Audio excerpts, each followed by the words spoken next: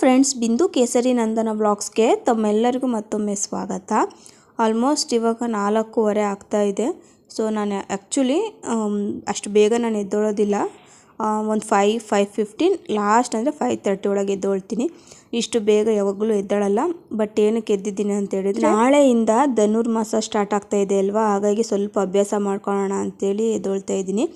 ಧನುರ್ಮಾಸದಲ್ಲಿ ನಾವು ಎಷ್ಟು ಬೇಗ ನಾವು ಪೂಜೆ ಮಾಡ್ತೀವಲ್ವೋ ಅಷ್ಟು ಒಳ್ಳೆಯದಾಗುತ್ತೆ. ಹಾಗೆ ಸಂಕಲ್ಪ ಮಾಡ್ಕೊಂಡು ಪೂಜೆ ಮಾಡೋದ್ರಿಂದ ಇನ್ನೂ ಒಳ್ಳೆಯದಾಗುತ್ತೆ. ಹಾಗಾಗಿ ಅಂದರೆ ಸೂರ್ಯ ಹುಟ್ಟೋಕ್ಕೂ ಮುಂಚೆನೇ ಮನೇಲಿ ಪೂಜೆ ಆಗಿರಬೇಕು. ಇದು ತುಂಬ ಅಂದರೆ ತುಂಬಾ ಅದೃಷ್ಟ ತರುತ್ತೆ. ನಾನು 4:15ಗೆ ಎದ್ಬಿಟ್ಟು ಮನೆ ಒಳಗಡೆ ಕೆಲಸ ಮಾಡಿಕೊಂಡು ಇವಾಗ ಒಂದು 5:15 ಹಾಗೆ ಆಚೆ ಬಂದು ಕಸ ಗುಡಿಸ್ಕೊಳ್ತಾ ಇದ್ದೀನಿ. ಒಂದು 5:15 ಒಳಗೆ ಪೂಜೆ ಕೂಡ ಆಗಿರಬೇಕು. ಸೊ ನಾನು ಸ್ವಲ್ಪ ವೀಡಿಯೋ ಎಲ್ಲ ಮಾಡ್ಕೊಳ್ಳೋದಕ್ಕೆ ಲೇಟ್ ಆಯಿತು, ಸ್ವಲ್ಪ ತಡ ಕೂಡ ಆಗೋಯಿತು. ಅಂದರೆ 5:15 ಒಳಗೆ ಪೂಜೆ ಆಗಿಬಿಡ್ಬೇಕು. ಓಕೆನಾ? ಈ ರೀತಿ ಮಾಡಿ ನಿಜವಾಗ್ಲೂ ಎಷ್ಟು ಒಳ್ಳೆಯದಾಗುತ್ತೆ ಗೊತ್ತಾ. ನಾವೆಲ್ಲೋ ಹೋಗಿ ಇದನ್ನು ಕೇಳ್ತೀವಲ್ವ, ಶಾಸ್ತ್ರ ಕೇಳ್ಕೊಂಬರ್ತೀವಿ, ಪೂಜೆ ಮಾಡಿಸ್ತೀವಿ, ಮತ್ತೊಂದು ಇನ್ನೊಂದು ಮನೆಗೆ ಒಳ್ಳೇದಾಗಲಿ ಅಂತ ಹೇಳಿ ಎಷ್ಟೆಲ್ಲ ಮಾಡ್ತಾಯಿರ್ತೀವಿ. ಕೆಲವು ಸತಿ ಅದು ಕೂಡ ನಮಗೆ ವರ್ಕೌಟ್ ಆಗಿರಲ್ಲ. ಅದರಿಂದ ಒಳ್ಳೇದಾಯಿತು ಅಂದರೆ ಓಕೆ, ಒಳ್ಳೆಯದೇ. ಇನ್ ಕೇಸ್ ಒಳ್ಳೇದಾಗಿಲ್ಲ ಅಂತ ಹೇಳಿದ್ರೆ ನಮ್ಮ ಟೈಮ್ ವೇಸ್ಟು, ದುಡ್ಡು ಕೂಡ ವೇಸ್ಟ್ ಆಗುತ್ತೆ. ಅದ್ರ ಬದಲಿಗೆ ಮನೆಯಲ್ಲಿ ಏನೆಲ್ಲ ಬದಲಾವಣೆಗಳು ಮಾಡ್ಕೊಬೋದಲ್ವ, ಅದಷ್ಟೂ ನೀವು ಮಾಡಿ ಖಂಡಿತವಾಗ್ಲೂ ಒಳ್ಳೆಯದಾಗುತ್ತೆ. ಮಧ್ಯಾಹ್ನ ಎದ್ದೊಳೋದು ಅಂದರೆ 1 ಗಂಟೆಗೆ ಎದ್ದೊಳೋದು, 9 ಗಂಟೆಗೆ ಎದ್ದೊಳೋದು, ಅದೇ ರೀತಿ ಎಲ್ಲ ನಿಜವಾಗ್ಲೂ ಬೇಡ. ಬೇಗನೆ ಎದ್ದುಬಿಟ್ಟು ನಾವು ಪೂಜೆ ಅದೆಲ್ಲನೂ ಮಾಡಿಕೊಂಡು ಮನೆ ಶುದ್ಧಿಗೊಳಿಸ್ಕೊಂಡು ಪೂಜೆ ಮಾಡಿ ನೀವೇನು ಕೆಲಸ ಮಾಡ್ತೀರಲ್ವ ಅದನ್ನು ನೀವು ಮಾಡಿ.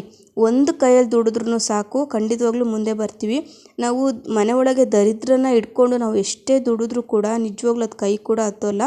ಹಾಗಾಗಿ ಸ್ವಲ್ಪ ಬೇಗನೆ ಮನೆನ ಸೂರ್ಯ ಹುಟ್ಟೋಕ್ಕೂ ಮುಂಚೆನೇ ಪೂಜೆ ಆದರೆ ನಿಜವಾಗ್ಲೂ ಒಳ್ಳೆಯದು. ಎಲ್ಲೋ ಹೋಗಿ ಶಾಸ್ತ್ರ ಕೇಳೋದು ಇದೆಲ್ಲ ತಪ್ಪುತ್ತೆ. ಮನೆಯಲ್ಲಿ ಆದಷ್ಟು ಪಾಸಿಟಿವಿಟಿನ ನಾವೇ ತಂದ್ಕೊಬೇಕು. ಮನೆ ಬಾಗಿಲಲ್ಲಿ ಚಪ್ಪಲಿ ಬಿಡೋದು ಇದೆಲ್ಲ ಬೇಡ. ನಾವು ಕೂಡ ನಮ್ಮ ಮನೇಲಿ ಸ್ವಲ್ಪ ಮೆಸ್ಸಿಯಾಗಿ ಮಾಡ್ಕೊಂಡ್ಬಿಟ್ಟಿದ್ದೀವಿ. ನಾನು ಆದಷ್ಟು ನೀಟಾಗಿ ಇಟ್ಕೊಂಡಿರೋದಕ್ಕೆ ಪ್ರಯತ್ನ ಪಡ್ತೀನಿ. ಎಷ್ಟಾಗುತ್ತೋ ಅಷ್ಟು ಸಾಮಾನುಗಳನ್ನ ಕಡಿಮೆ ಮಾಡ್ಕೋಬೇಕು. ಮನೆ ಒಳಗೆ ಕ್ಲೀನಾಗಿರುತ್ತೆ. ನಾವು ಜಾಸ್ತಿನೇ ಎಲ್ಲನೂ ಡಂಪ್ ಮಾಡ್ಕೊಂಡ್ಬಿಟ್ರೆ ಮನೆ ನೀಟಾಗಿರಲ್ಲ. ಎಷ್ಟು ಬೇಕೋ ಅಷ್ಟು ಸಾಮಾನುಗಳನ್ನ ಇಟ್ಕೊಂಡು ಪ್ರತಿದಿನ ಶುಚಿಗೊಳಿಸ್ತಾ ಬಂದರೆ ಎಷ್ಟು ಪಾಸಿಟಿವಿಟಿಯಾಗಿರುತ್ತೆ. ಮನೆ ಮುಂದೆ ಒಂದು ರಂಗೋಲಿ ಹಾಕ್ಕೊಂಡ್ರು ಕೂಡ ಎಷ್ಟು ಚೆನ್ನಾಗಿ. ನೀವೇ ಇದನ್ನು ಒಂದು ಸಲ ಮಾಡಿ ನೋಡಿ, ಎಷ್ಟು ಒಳ್ಳೆಯದಾಗುತ್ತೆ ಅಂತೇಳಿದರೆ. ಒಂದು 6-6:15 ಒಳಗೆ ಪೂಜೆ ಆಗುತ್ತೆ ಅಂದ್ಕೊಳ್ಳಿ. ನೆಕ್ಸ್ಟು 7 ಗಂಟೆಯಿಂದ ನನ್ನ ಕೆಲಸಗಳೇನೋ ಅದು ಮಾಡ್ಕೊಳ್ತೀನಿ. ನಿಮ್ಮದು ಅಷ್ಟೇ, ನೀವೇನು ಡ್ಯೂಟಿಗೆ ಹೋಗೋದಿದ್ರೆ ಬೇಗನೆ ಆಗುತ್ತೆ. ನಾವು 6 ಗಂಟೆಗೆ ಅಥವಾ 7 ಗಂಟೆಗೆ ಎದ್ದು ನಾವು ಪೂಜೆ ಮಾಡೋದೇ 9 ಗಂಟೆ ಮಾಡಿದರೆ ನೋಡಿ 2 ಅವರ್ ಅಲ್ಲಿ ವೇಸ್ಟ್ ಆಗುತ್ತೆ ಅಲ್ವಾ.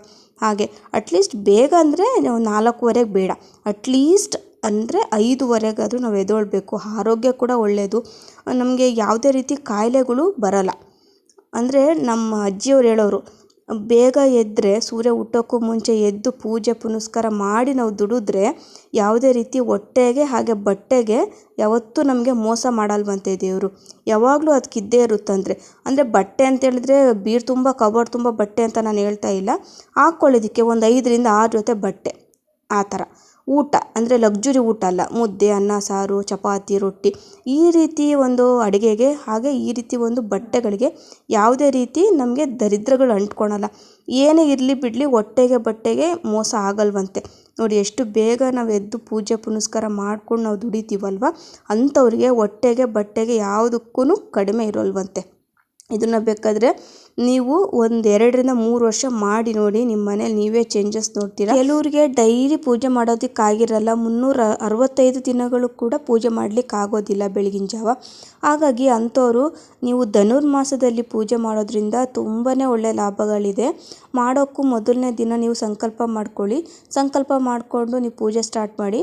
ಅಂದರೆ ಸೂರ್ಯ ಹುಟ್ಟೋಕ್ಕೂ ಮುಂಚೆನೇ ನಾವು ಕಸ ಎಲ್ಲ ತೆಗೆದ್ಬಿಟ್ಟು ಅಂದರೆ ಶುಚಿಗೊಳಿಸಿ, ನೆಲ ಒರೆಸಿ, ಮನೆ ಮುಂದೆ ರಂಗೋಲಿ ಎಲ್ಲ ಹಾಕ್ಬಿಟ್ಟು ಮತ್ತೆ ನಾವು ಕೂಡ ಶುದ್ಧಿಯಾಗಿ. ಇನ್ನು ಕೆಲವರು ಫೇಸ್ ವಾಶ್ ಮಾಡ್ಕೊಂಡು ಕೂಡ ಪೂಜೆ ಮಾಡ್ತಾರೆ. ಆ ರೀತಿ ಮಾಡಬಾರ್ದು. ನಾವು ಸ್ನಾನ ಮಾಡ್ಕೊಂಡೇ ನಾವು ಪೂಜೆ ಮಾಡಬೇಕು. ಈ ರೀತಿ ಧನುರ್ಮಾಸದಲ್ಲಿ ನೀವು ಮಾಡ್ತಾ ಬನ್ನಿ, ಖಂಡಿತವಾಗ್ಲೂ ಒಳ್ಳೆಯದಾಗುತ್ತೆ. ಹಾಗಾಗಿನೇ ತುಂಬ ಚಳಿ ಇರುತ್ತೆ. ಕೆಲವು ಸತಿ ದೇವ್ರು ಕೂಡ ನಮಗೆ ಪರೀಕ್ಷೆ ಮಾಡ್ತಾರಂತೆ, ಇವ್ರು ಮಾಡ್ತಾರೋ ಇಲ್ಲೋ ಅಂತೇಳಿ. ಧನುರ್ಮಾಸದಲ್ಲಿ ತುಂಬ ಚಳಿ ಇರುತ್ತೆ. ಹಾಗೆ ದೇವ್ರ ಪೂಜೆಗೂ ಕೂಡ ತುಂಬ ಒಳ್ಳೆ ಲಾಭ ಪುಣ್ಯಗಳು ಸಿಗುತ್ತೆ ಪೂಜೆ ಮಾಡ್ತಾ ಬಂದರೆ ಈ ಮಾಸದಲ್ಲಿ. ಆದರೆ ಚಳಿ ಇರುತ್ತೆ. ಎಷ್ಟೊಂದು ಜನ ಅಂದರೆ ಎದ್ದೊಳೋದೇ ಇಲ್ಲ. ಬಟ್ ಆ ರೀತಿ ಬೇಡ, ಸೋಂಬೇರಿತನ ಬೇಡ. ನಮ್ಮ ಕೈಲಿ ಆಗಲ್ಲ ಅಂತ ಹೇಳೋದು ತುಂಬಾ ಸುಲಭ. ಅದನ್ನೇ ನಮ್ಮ ಕೈಲಿ ಆಗುತ್ತೆ, ನಾವು ಮಾಡ್ತೀವಿ ಅಂತೇಳಿ ಮಾಡ್ತಾರಲ್ಲ, ಅದು ನಿಜವಾಗ್ಲೂ ಅದು ಒಂಥರ ಗ್ರೇಟ್ ವಿಚಾರನೇ. ನನ್ನ ಕೈಲಿ ಆಗಲ್ಲ, ನಾನು ಬರಲ್ಲ ಅನ್ನೋದು ನಿಜವಾಗ್ಲೂ ಅದು ತುಂಬ ಈಸಿನೇ ಅದು ಅಲ್ವಾ. ಸಲ ಟ್ರೈ ಮಾಡಬೇಕು, ನಾವು ಮಾಡಬೇಕು, ಕಲಿಬೇಕು. ಈ ರೀತಿ ಅಂದರೆ ನನ್ನ ಕೈಲಿ ಆಗಲ್ಲ ಅನ್ನೋರು ಇತ್ತೀಚೆಗೆ ಜಾಸ್ತಿ ಜನನೇ ನಾನು ನೋಡ್ತಾ ಇದ್ದೀನಿ. ಬಟ್ ಆಗುತ್ತೆ, ನಾನು ಮಾಡ್ತೀನಿ ಅನ್ನೋರು ತುಂಬ ಕಡಿಮೆ. ನಿಜವಾಗ್ಲೂ ಯಾರು ಆಗುತ್ತೆ ಅಂದ್ಕೊಂಡು ಮಾಡ್ತಾರಲ್ಲ ಅವ್ರಿಗೆ ಯಾವತ್ತಿಗೂ ಒಳ್ಳೆಯದಾಗುತ್ತೆ. ಅಂದರೆ ನಾವು ಈ ಜನ್ಮದಲ್ಲಿ ಒಳ್ಳೇದಾಗಿಲ್ಲ ಅಂತಾದ್ರೂ ಈ ಜನ್ಮದಲ್ಲಿ ನಾವು ಹಿಂದಿನ ಜನ್ಮದ ಕರ್ಮಗಳೇನಿರ್ತೋ ಅದನ್ನು ನಾವು ಪೂರ್ತಿ ಮಾಡಬೇಕಂತೆ. ಆ ರೀತಿ ಅಟ್ಲೀಸ್ಟ್ ಮುಂದಿನ ಜನ್ಮದಲ್ಲಾದರೂ ನಾವು ಒಳ್ಳೆಯದಾಗುತ್ತೆ. ಅಟ್ಲೀಸ್ಟ್ ನಮಗೆ ದೇವರೆಲ್ಲ ಕೊಟ್ಟಿದ್ದಾನಲ್ವ, ಅಂಗಾಂಗಗಳನ್ನ ಕೊಟ್ಟಿದ್ದಾನೆ, ತಿನ್ನೋದಕ್ಕೆ ಆಹಾರ, ಉಟ್ಕೊಳ್ಳೋದಕ್ಕೆ ಬಟ್ಟೆ, ಗಾಳಿ, ನೀರು ಎಲ್ಲದನ್ನು ಕೊಟ್ಟಿದ್ದಾನೆ ಅಲ್ವಾ. ಅವನಿಗೊಂದು ಥ್ಯಾಂಕ್ಸ್ ಹೇಳ್ಬೇಕು ತಾನೆ ದೇವ್ರಿಗೆ. ಹಾಗಾಗಿ ಯಾವ ರೀತಿ ಥ್ಯಾಂಕ್ಸ್ ಹೇಳಬೇಕು, ಈ ರೀತಿ ಪೂಜೆ ಮಾಡಬೇಕು ಅಲ್ವಾ. ಈ ರೀತಿ ದೇವ್ರಿಗೆ ಏನೋ ಒಂಥರ ಥ್ಯಾಂಕ್ಸ್ ಹೇಳೋದು ತುಂಬಾ ಒಳ್ಳೆಯದು. ನಾವು ಯಾರೋ ಹತ್ರ ಏನೋ ಒಂದು ಇಸ್ಕೊಂಡಿರ್ತೀವಿ ಅಂತ ಹೇಳಿದ್ರೇ ಒಂದು ಥ್ಯಾಂಕ್ಸ್ ಹೇಳ್ತೀವಿ. ದೇವ್ರು ನಮ್ಗೆ ಇಷ್ಟೆಲ್ಲ ಕೊಟ್ಟಿದ್ದಾನೆ, ಇರೋದಕ್ಕೆ ಮನೆ, ಬಟ್ಟೆ, ಊಟ, ಗಾಳಿ, ನೀರು, ಬೆಂಕಿ ಅಲ್ವಾ. ಇಷ್ಟೆಲ್ಲ ಕೊಟ್ಟಿರುವ ದೇವ್ರಿಗೆ ನಾವು ಏನು ಮಾಡಬೇಕು, ಅಟ್ಲೀಸ್ಟ್ ಬೆಳಿಗ್ಗೆ ಎದ್ದು ಪೂಜೆ, ಒಂದು ಥ್ಯಾಂಕ್ಸ್ ಹೇಳ್ಬಿಟ್ಟು ನಾವು ದಿನಚರಿನ ನಾವು ಸ್ಟಾರ್ಟ್ ಮಾಡ್ಕೊಳ್ಳೋ ರೀತಿ. ಆಗಲ್ಲ ಅಂತೇಳಿ ಕುತ್ಕೊಂಡ್ರೆ ಏನೂ ಆಗಲ್ಲ, ಆಗುತ್ತೆ ಅಂತ ಹೇಳಿದ್ರೆ ಖಂಡಿತವಾಗ್ಲೂ ಎಲ್ಲನೂ ಆಗುತ್ತೆ. ನೀವು ಪೂಜೆ ಮಾಡ್ತಾ ಬನ್ನಿ, ಸಂಕಲ್ಪ ಮಾಡ್ಕೊಂಡು ಪೂಜೆ ಮಾಡಿ. ಆದಷ್ಟು ನಿಮ್ಮ ಹತ್ರದಲ್ಲೇ ಇರುವಂತಹ ದೇವಸ್ಥಾನಗಳಿಗೆ ಹೋಗಿ ಬನ್ನಿ, ಬೆಳಗಿನ ಜಾವನೇ ಹೋಗಿ ಬನ್ನಿ ಪೂಜೆ ಎಲ್ಲ ಮುಗಿಸ್ಕೊಂಡು. ಹಾಗೆ ಈ ಮಾಸದಲ್ಲಿ ಸೂರ್ಯ ಹುಟ್ಟಿದ ಮೇಲೆ ನಾವು ಏನೇ ಪೂಜೆ ಮಾಡಿದ್ರೂ ಅದು ಏನು ಉಪಯೋಗ ಇಲ್ಲ. ಅದು ಒಂದು ಟೈಮ್ ಅಂತ ಹೇಳಿರುತ್ತೆ, ಒಂದೊಂದು ಮಾಸದಲ್ಲಿ ಒಂದೊಂದು ಥರ. ಅದೇ ರೀತಿ ಧನುರ್ಮಾಸದಲ್ಲಿ ಹಾಗೆಯೇ ಸೂರ್ಯ ಹುಟ್ಟೋಕ್ಕೂ ಮುಂಚೆನೇ ಪೂಜೆ ಆದ್ರೇ ಒಳ್ಳೆಯದು. ಇಲ್ಲಾಂದರೆ ಎಲ್ಲ ವೇಸ್ಟ್ ಆಗುತ್ತೆ ನಾವು ಪೂಜೆ ಮಾಡೋದು. ಅಂದರೆ ನಾವು 4:15 ಪೂಜೆ ಮಾಡಿದರೆ ಒಂಥರ ಫಲಿತಾಂಶ ಸಿಗುತ್ತೆ, 5:15 ಪೂಜೆ ಮಾಡಿದರೆ ಒಂಥರ, 7 ಗಂಟೆ ಪೂಜೆ ಮಾಡಿದರೆ ಒಂಥರ. ಈ ರೀತಿ ಒಂದೊಂದು ಪೂಜೆಗೂ ಒಂದೊಂದು ವಿಶೇಷವಾಗಿರುವಂತಹ ಫಲಗಳು ನಮಗೆ ಸಿಗ್ತಾ ಇರುತ್ತೆ. ಹಾಗೆ ಈ ಮಾಸದಲ್ಲಿ ವಿಶೇಷವಾಗಿ ಪೂಜೆ ಮಾಡೋದು ಅದೆಲ್ಲ ಏನೂ ಇಲ್ಲ. ನಾರ್ಮಲ್ ಪೂಜೆನೇ ನಾವು ಬೆಳಗಿನ ಜಾವ ಬೇಗನೆ ಮಾಡಬೇಕು. ಸೂರ್ಯ ಹುಟ್ಟೋಕ್ಕೂ ಮುಂಚೆನೇ ಒಂದು ಅರ್ಧ ಗಂಟೆ ಮುಂಚೆ ಮಾಡಬೇಕು ಅಂತ ಹೇಳ್ತಾರೆ. ಕೆಲವರು 1:15 ಗಂಟೆ ಮುಂಚೆ ಮಾಡಬೇಕು ಅಂತ ಹೇಳ್ತಾರೆ. ಬಟ್ ನಾನು ಫಾಲೋ ಮಾಡೋದು ಸೂರ್ಯ ಹುಟ್ಟೋಕ್ಕೂ ಮುಂಚೆ ಒಂದು 15ರಿಂದ ಅರ್ಧ ಗಂಟೆ ಒಳಗಡೆನೇ ನಾನು ಪೂಜೆ ಮಾಡ್ತೀನಿ. ಜಾಸ್ತಿ ಬೇಗ ಎದ್ದೇಳೋದಿಲ್ಲ ನಾನು, ಬಿಕಾಸ್ ನನಗೆ ನಿದ್ದೆ ಬಂದುಬಿಡುತ್ತೆ. ಸೊ ನೆಕ್ಸ್ಟ್ ನಾನು ಮಧ್ಯಾಹ್ನನೂ ಕೂಡ ಬೇರೆ ಬೇರೆ ಕೆಲಸಗಳಿರುತ್ತೆ, ನಾನು ನಿದ್ದೆನೇ ಮಾಡ್ಕೊಂಡು ಕೂತ್ಕೊಂಡ್ರೆ ನನಗೂ ಟೈಮ್ ಕೂಡ ವೇಸ್ಟ್ ಅಲ್ವಾ. ಹಾಗಾಗಿ ತುಂಬ ಬೇಗ ಕೂಡ ನಾನು ಎದ್ದೇಳಲ್ಲ. ವೀಡಿಯೋ ಮಾಡೋದಿದ್ರೆ ಸ್ವಲ್ಪ ಬೇಗ, ಇಲ್ಲಾಂದರೆ ನಾರ್ಮಲ್ 5 ಗಂಟೆಗೆ ಏನು ಎದ್ದೇಳ್ತೀನಿ ಅದಷ್ಟೇ ನಾನು ಮಾಡೋದು. ಜಾಸ್ತಿ ಏನು ಪೂಜೆಗಳು ಇರಲ್ಲ, ನಾರ್ಮಲ್ ಪೂಜೆನೇ ನಾವು ಬೆಳಗಿನ ಜಾವ ಬೇಗನೆ ಎದ್ದು ಮಾಡೋದು ಅಷ್ಟೇ. ಸಂಕಲ್ಪ ಮಾಡಿಕೊಂಡು ಈ ಧನುರ್ಮಾಸದಲ್ಲಿ 1 ತಿಂಗಳು ಬರುತ್ತೆ. ಡಿಸೆಂಬರ್ 16ನೇ ತಾರೀಕಿಂದ ಹಿಡಿದು ಜನವರಿ 14ನೇ ತಾರೀಕುವರೆಗೂ ಇದೆ. ಇದೊಂದು ಮಾಸನ ನೀವು ಕಂಪ್ಲೀಟ್ ಮಾಡಿ, ನಿಮ್ಮ ಲೈಫಲ್ಲಿ ನೀವೇ ಚೇಂಜಸ್ ನೋಡ್ತೀರಾ. ಪ್ರತಿದಿನ ಎದ್ದೇಳಬೇಕು ಅಂತ ನಿಮಗೇನೆ ಅನಿಸುತ್ತೆ. ಆ ರೀತಿ ಒಂದು ಸತಿ ನಾವು ಏನಾದರೂ ಒಂದು ರೂಢಿ ಮಾಡ್ಕೊಳ್ಳೋವರೆಗೂ ಕಷ್ಟ ಅಷ್ಟೇ. ಅದಾದಮೇಲೆ ಎಲ್ಲನೂ ಈಸಿ ಆಗುತ್ತೆ. ಸೊ ಅದನ್ನೇ ನಾವು ಫಾಲೋ ಅಪ್ ಮಾಡಬೇಕು ಅಂತೇಳಿ ಅನಿಸುತ್ತೆ. ನಮಗೆ ನೆಗೆಟಿವ್ನ ಬೇಗ ನಾವು ಅಟ್ರ್ಯಾಕ್ಟ್ ಮಾಡಿಬಿಡ್ತೀವಿ, ಅದೇ ಪಾಸಿಟಿವ್ ಅಟ್ರ್ಯಾಕ್ಟ್ ಮಾಡೋದು ತುಂಬಾ ಕಷ್ಟ. ಹಾಗೆ ಪೂಜೆ ಎಲ್ಲ ಆದಮೇಲೆ ಮನೆ ಫುಲ್ ಲೋಬಾನ ಹಾಕೋದು ತುಂಬಾ ಒಳ್ಳೆಯದು. ತುಂಬ ಒಂಥರ ಸ್ಮೆಲ್ ಕೂಡ ತುಂಬ ಚೆನ್ನಾಗಿರುತ್ತೆ. ಹಾಗೆ ಪಾಸಿಟಿವಿಟಿನ ತುಂಬ ಚೆನ್ನಾಗಿ ಅಟ್ರ್ಯಾಕ್ಟ್ ಮಾಡುತ್ತೆ. ನೆಗೆಟಿವಿಟಿ ಏನಾದ್ರು ಇದ್ದರೆ ಅದು ಫುಲ್ಲೆಲ್ಲ ಕಡಿಮೆ ಆಗುತ್ತೆ. ನೀವು ಯಾವುದೇ ಪೂಜೆ ಮಾಡಲಿ, ಎಷ್ಟೊತ್ತಿಗೆ ಪೂಜೆ ಮಾಡಲಿ, ಇದೊಂದು ಲೋಬಾನ ಹಾಕೋದನ್ನ ಮರಿಬೇಡಿ, ತುಂಬಾ ಒಳ್ಳೆಯದು. ಕಾಫಿ ಎಲ್ಲ ಕುಡಿದು ಸ್ವಲ್ಪ ಗಾರ್ಡನ್ ಹತ್ರ ಬಂದಿದ್ದೆ. ಏನು ಚಿಗುರು ಬಂದೇ ಇಲ್ಲ, ಆಲ್ಮೋಸ್ಟ್ ಒಂದು 5 ಡೇಸ್ ಮೇಲೇ ಆಯಿತು, ಏನೂ ಬಂದೇ ಇಲ್ಲ. ಹಾಗಾಗಿ ನೋಡ್ಕೊಂಡು ಹೋಗೋಣ ಅಂತೇಳಿ ಬಂದೆ. ಸೊ ಅಷ್ಟೇ ನೋಡಿ, ಇದೆ ನನ್ನ ಗಾರ್ಡನ್. ಏನು ಬಿಟ್ಟೇ ಇಲ್ಲ, ಸ್ವಲ್ಪ ಕೆಲಸಗಳಿದೆ ಅಲ್ಲೂ ಕೂಡ. ಇನ್ನೂ ಕೆಲಸಗಳೇನು ಏನು ನಡೀತಾ ಇಲ್ಲ. ಸೊ ಇವತ್ತು ನಾಳೆ ಧನುರ್ಮಾಸ ಇರೋದು ನಾಳೆ. ಇವತ್ತೇ ನಾನು ಯಾವ ರೀತಿ ನಾನು ಧನುರ್ಮಾಸ ಪೂಜೆಗಳು ಮಾಡ್ತೀನಿ.